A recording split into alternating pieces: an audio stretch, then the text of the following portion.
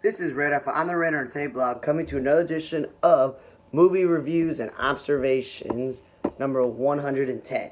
The first movie I watched was a horror film called Son, where this woman's son she thinks is attacked in the night, and they do something to him, and there's an unknown disease that's bothering him, and we're trying to figure out what it is. And the movie has to go back and forth between there's some actual like scary things happening, but then there's the occultic like demons and spells and heck and hell and heaven and all this other stuff. But then there's psychological. Is she really seeing all these things and stuff? And then you got Emil Hirsch, who's a cop who supposedly gets involved with her and wants her to see this Beth. And then you got Cranston Johnson, who's currently in the show Naomi, and he was in Filthy Rich. He plays like the other cop, and you're looking like, okay, this movie can't figure out which type of horror film it is.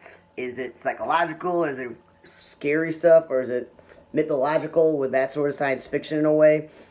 And like basically you're not sure if her father raped her as a kid or it was the actual devil. I don't know what it is, but it was weird because then, sorry to spoil it, but it was like a waste of time of the movie where she's protecting her son even though her son is a creature of whatever sort. And Emil Hirsch supposedly works for these people. I don't know. It was just horribly put together and a waste of time. Then I watched the movie T11 Incomplete. And when I heard the name, I thought maybe it's a science fiction movie. Nope. It's about some woman who's divorced. Her son and her are estranged, so she has somewhat of a relationship with her grandson and her daughter-in-law. And it's been years since she's been with somebody, and she's struggling financially. So she's a nurse, so live-in nurse like aide. So she helps out old people that are injured, whatever. But she's struggling, so she steals money, and it gets to a point where they fire her for stealing her money. She's got to work in a restaurant. And then she falls for a paraplegic woman, and they sleep together, and they're in a relationship, and the brother doesn't like her. So basically, it's like, okay, let me sit through an hour and 40 minutes of a woman stealing from crippled and, old people, sleeping with crippled people, having horrible relationships with her family, but having good relationships with her grandson. It was like, I sometimes understand when these movies are made. It was a horrible love story, because it was just for like 2 seconds they were together for the movie, it seemed like. So I wouldn't put this under the gold star of LGBT movies either. It was just horrible. Then I watched the Mortuary Collection. Every corpse of the story. It was great. Even though it was, an hour and like 50 minutes. Clancy Brown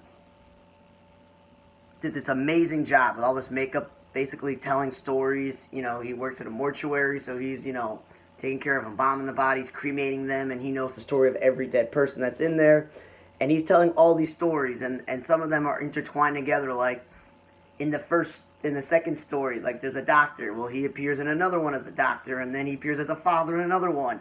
So it's like the characters in some of these movies, these little stories here, it blended together because it's in the same universe in a way where if this guy was a doctor in this one, he's a doctor in this one, and he's a parent in this one, it was interesting.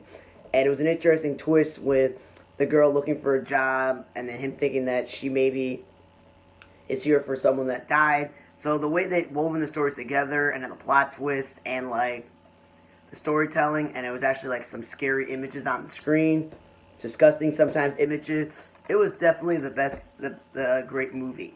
One of the better horror films I've watched before. Then I watched the movie Cosmic Sin.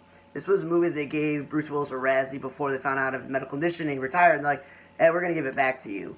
It's the second Frank Grillo movie I watched this week, and it's supposedly like they're in the future, and they got colonies elsewhere, and something happens with an alien encounter, and Frank Grillo's off on Earth, so he's like, we need the best of the best, and that's Bruce Willis. But again, Bruce Willis in a direct-to-DVD movie where he's not in it that much. Frank Grillo's in this movie, and he's not in it that much, and he always plays some sort of, creepo, undercover bad cop, or law enforcement agent, or drug dealer. In this one, he's supposedly a general, and everybody knows he's great. And it was cool to see the father from Riverdale, Lachlan Morano. He's in the movie, but obviously he got a quick paycheck and he was gone from the movie really quickly. And again, the movie's about like Bruce Willis and Frank Grillo trying to save the day. But again, when they're barely in the movie, and the movie is an hour and 28 minutes, you want to get as much action and science fiction as possible. So you give credit sometimes to these movies where they got all the special equipment, the special effects, spaceships, aliens, all these different things. You can give them credit for spending money on that, and then spending money on Bruce Willis and Frank Grillo. They had no more money. Because they're like, well, we got two big-time stars. We did all this science fiction, but then the script is horrible. It's mostly a drama. like talking, a waste of time. It was just horrible. It's not the science fiction movie you watch, but hey, if you're watching a science, you like to watch short movies, science fiction movies, or you're on the internet and you're like, okay, cool, let me watch something quick. The next movie I watched, Body Brokers, which had Frank Grillo, was one of Michael K. Williams' last movie. It had Melissa Rio in there, and even though they're the big three, the movie really isn't about them. It's this Jack Kilmer dude.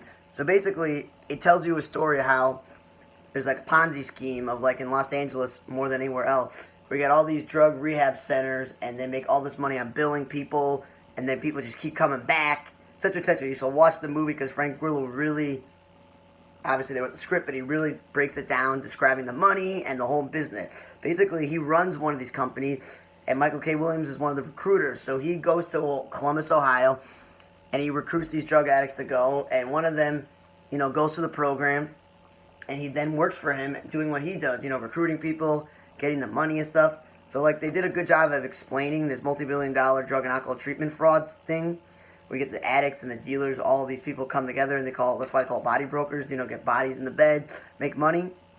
The movie's about this kid going through rehab and then working for Michael K. Williams and Frank Grillo, and you see the life that you can have by working in this thing, and overall, I thought it was great. Sad movie, sad ending in life because of, drug addicts sometimes, they relapse, or they go to these treatment centers just for the money. But overall, when you get Melissa Leo as the social worker, the psychiatrist, Frank Grillo, Michael K. Williams as the big-time actor, and this guy, Jack, Kilmer did a good job, you're like, for an hour 50-minute movie, it wasn't so boring and dragging out. It was actually very good. It's one of the better movies I've seen, and that and the Mortuary Collection, despite being an hour 50 minutes long, they're the two movies that I would say you should watch. I would not watch Cosmic Sin unless you're looking for short movies to stream or science fiction movie. Unless you're obsessed with horror or Emil Hirsch, don't watch movie Sun, and definitely don't watch T11 Incomplete. Thanks for listening to another edition of Movie Reviews Observation number 110. For On the Radar Tape Block, I'm Radar. See you guys next time.